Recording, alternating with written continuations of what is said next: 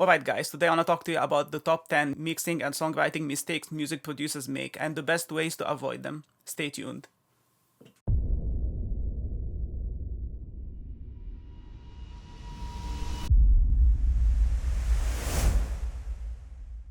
Many of us get excited really about that idea we have in our heads. We think, alright, I have a project now, I want it to be out, I want people to listen to it as fast as possible.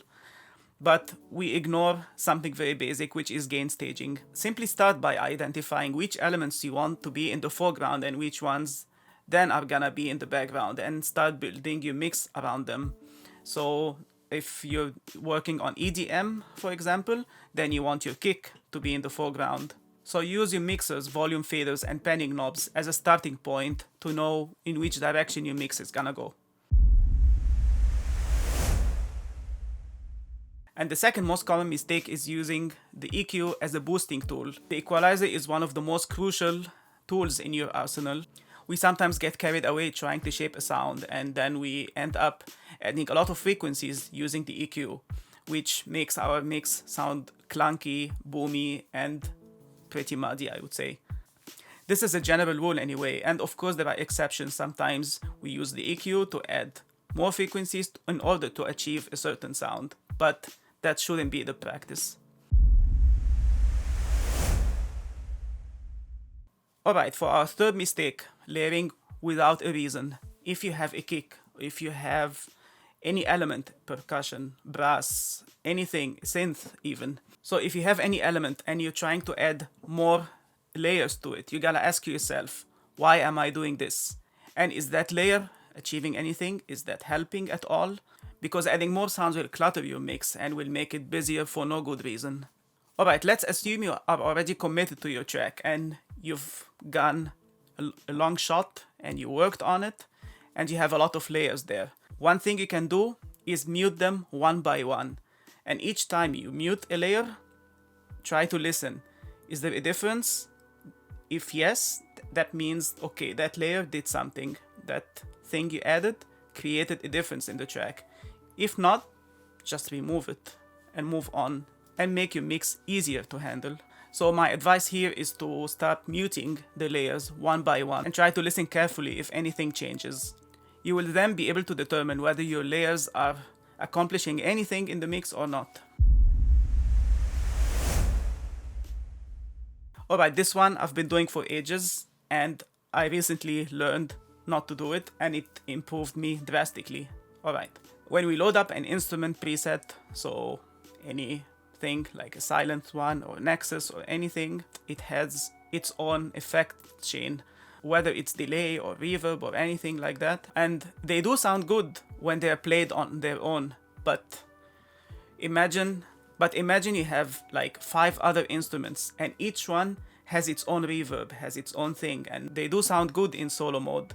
Imagine if you have like 5 or 6 more of those and you stack them all together with their own reverb and delay, they're gonna make your mix pretty damn muddy.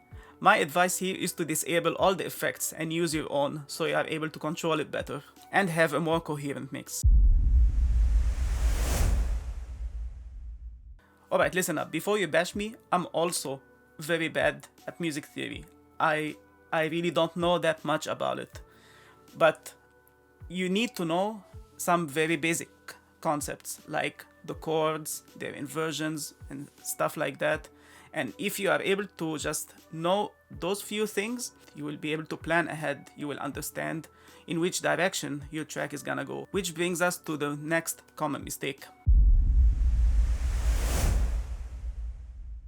If you're an inexperienced producer and you're about to start a track, you don't know what feeling you're aiming for. You don't know what your plan is, so to speak. You are just adding sounds as you go, and that pretty much can distract you. You will want a piano here, some pad, I don't know, or whatever, and the process of not knowing what your track needs and what your vision of the track is will make the songwriting process more difficult for you. And what I usually do, especially if I'm tackling a genre I've never worked on before or I have very little knowledge about, I grab myself a reference track So for those of you who don't know what a reference track is, it's basically a piece of music that you are looking up to. You think the arrangement is good, mixing, master, everything. You think, all right, this is a piece of track that I'm trying to sound like.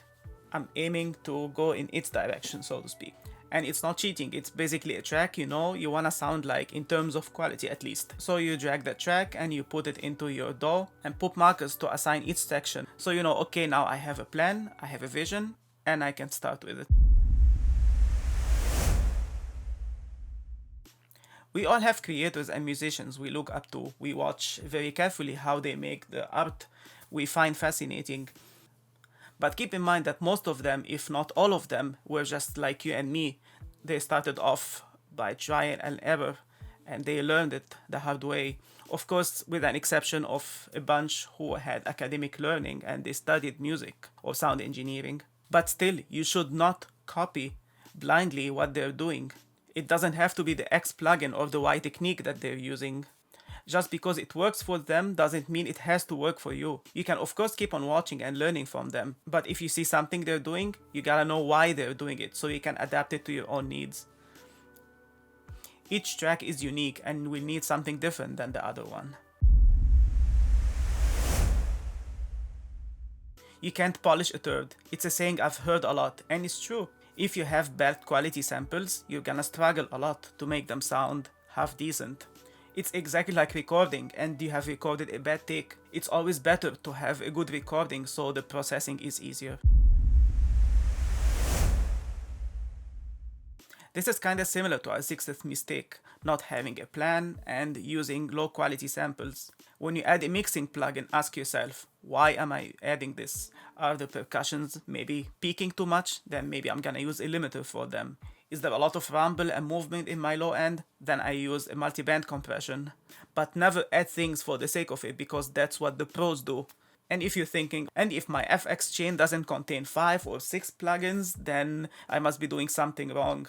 And that's not the case. Some mixer channels barely have anything than an EQ or something. I know we love our art, the thing that we create from our hearts, and it would hurt us, of course, to hear something like, hey, I don't think it's good, nah, it's a bit weak. But on the other hand, we love hearing things like, hey, that song is sick, yo, that's some good shit, and so on. But in order to improve, we gotta know our weaknesses as well. We need to know what could have made our song better, right? Show your track to a fellow producer or a musician. And in case you don't know anybody, of course, you will find something on the internet, maybe on a Reddit page, on a Facebook group, or on a Discord server, whatever. But you will find a community of nice people who are willing to help. And that concludes our top 10 mistakes. If there's anything I've missed, anything you agree or disagree on, let me know in the comments below so we can have a discussion. And of course, like this video, share it with your musician friends, subscribe, and ring the bell icon so you can stay up to date when I upload a new video. And as usual, thanks for watching. Bye!